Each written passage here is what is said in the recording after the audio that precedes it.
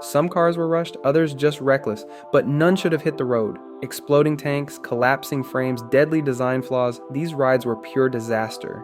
This is the ugly side of car history manufacturers want to erase, and yes, they really existed. 1. The 1974 to 1979 Triumph TR7. The TR7 was supposed to be the future of British sports cars, but it ended up more like a bad joke. Built during a mess of labor strikes and low morale at British Leyland, the factory workers were so fed up they sometimes didn't even bother trying. So yeah, the cars basically fell apart. The electrical system came from Lucas, nicknamed the Prince of Darkness for good reason.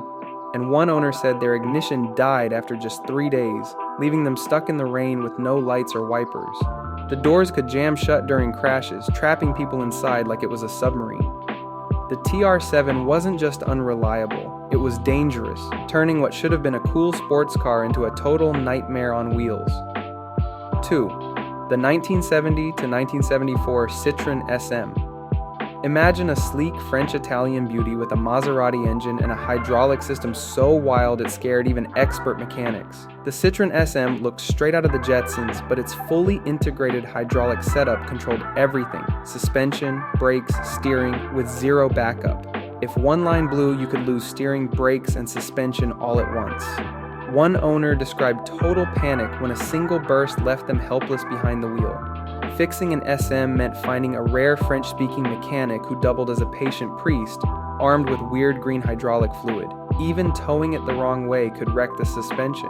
When it worked, the SM was pure magic, but owning one was like living on the edge. Stunning, complex, and downright risky. 3. The 1985 to 1988 Yugo GV. Ah, the Yugo. The car nobody really asked for but somehow got anyway. Imported from socialist Yugoslavia and sold as a great value under $4,000, it quickly became the joke of every car lover's party. Built on an outdated Fiat platform, the quality was shockingly bad. Door handles broke off just by touching them, dashboard plastics cracked under the sun, and trim pieces fell off like they were glued with chewing gum. The electrical system was a nightmare, horns that refused to honk, flickering lights, and radios stuck on static. But the worst? Its crash safety was practically non-existent. It scored over 1,400 on head injury tests when anything above 1,000 was dangerous. One mechanic even laughed after a wheel fell off just from hitting a pothole. The Yugo wasn't just bad, it was a rolling disaster waiting to happen. 4. The 1976 to 1980 Saab 99 EMS. The Saab 99 EMS should have been a legend. Rally-inspired, fuel-injected, and all about Swedish engineering. Instead, it played mechanical Russian roulette. Under hard acceleration, brutal torque steer would yank the car sideways like it had a mind of its own. The clutch, despite the tank-like build, was fragile and could fail without warning. But the steering, that was the real horror story. Sharp and precise when it worked, it had a nasty habit of locking up during tight corners. One owner recalled the terror of the steering freezing mid-turn on a mountain road. Inside, Saab's love for aircraft showed with controls in weird spots, like the ignition key awkwardly placed on the floor between the seats. The 99 EMS was a car that was ahead of its time, but also determined to take its drivers on a wild, often dangerous ride. 5. The 1980 to 1985 Renault Le Car. France tried to crack the American small car market with the Le Car, which was like sending a baguette to a gunfight. Sold through AMC dealerships, it was basically a tiny European hatchback that had no business on American highways. Its 1.4 liters engine barely squeezed out 55 horsepower, making 0 to 60 more of a fantasy, taking over 15 seconds. With its light frame, narrow track, and tall body, it wobbled dangerously in crosswinds or when trucks passed by. Safety? Almost non-existent. Owners reported rear windows shattering at low speeds, hatches buckling, and seats tipping back during minor collisions. The ventilation barely worked, heater controls were more like polite suggestions, and electrical issues were the norm. Today, surviving Le Car are rare. Most rusted away, blew head gaskets, or fell apart after even the slightest bump. 6. The 1977 to 1982 Alfa Romeo Alfetta GT. The Alfetta GT was pure Italian passion on wheels. Exciting, but with a heartbreak waiting around every corner. It wasn't so much built as it was negotiated into existence. Panel gaps that could swallow a fist, electrical bits that corroded in months, and trim that just gave up and fell off. Under the hood, clever ideas met terrible execution. The rear transaxle gave it perfect balance but meant changing the clutch was a nightmare requiring engine removal. Its drive shaft had rubber donuts that melted under spirited driving, sending scary vibrations through the car. Brakes slammed hard and the rear wheels locked up unpredictably, turning a simple stop into a wild spin. One owner said the back end jumped like a jackrabbit every time, and rust, the Alfetta practically dissolved in the rain, with floors, rockers, and body panels vanishing into thin air. 7. The 1949 to 1986 Hyundai Pony. Before Hyundai turned into the quality brand we know today, they made the Pony, a car so cheap it practically redefined disappointment. From the start you could tell this wasn't built to last. The real question was how many corners they cut. Under the hood, a wheezy 1.6-liter engine with a measly 70 horsepower meant merging onto highways felt more like a desperate prayer than acceleration. One owner said flooring it to pass a truck was like watching paint dry, but the Pony's real claim to fame was how fast it rusted. Rumor had it Hyundai used recycled ship steel soaked in sea salt for years.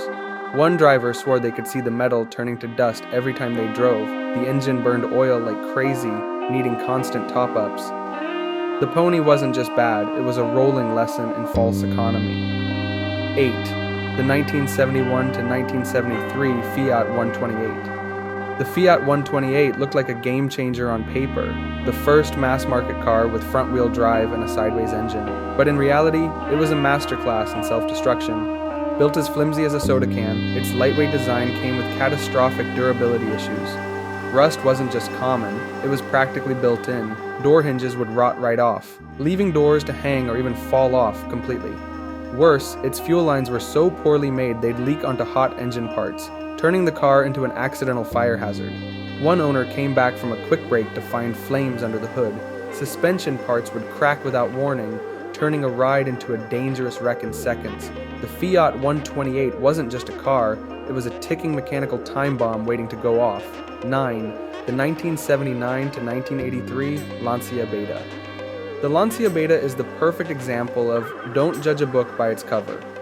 Sure, it looks stunning, classic Italian design at its finest, but underneath it was a disaster waiting to happen.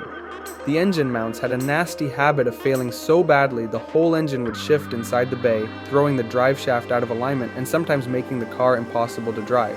Even worse was the rust. None of that light surface stuff, but deep, serious rot that could make the front subframe collapse while you were driving. One owner said, "I felt the car shake, then the whole front just gave out. Steering was nearly impossible."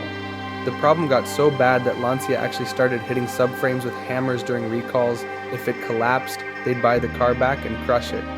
Over 500 betas met this grim fate. 10. The 1985 to 1989 Daihatsu Rocky. The Daihatsu Rocky looked like a fun little mini SUV, but it had one huge problem. It had no business hitting American highways. With a high center of gravity and a narrow wheelbase, it was basically begging to tip over at anything above 45 miles per hour. Driving it felt like playing a game of will I flip or won't I every time you tried to change lanes. One owner even said, "I was just moving over at 60 miles per hour and it felt like the car was about to roll."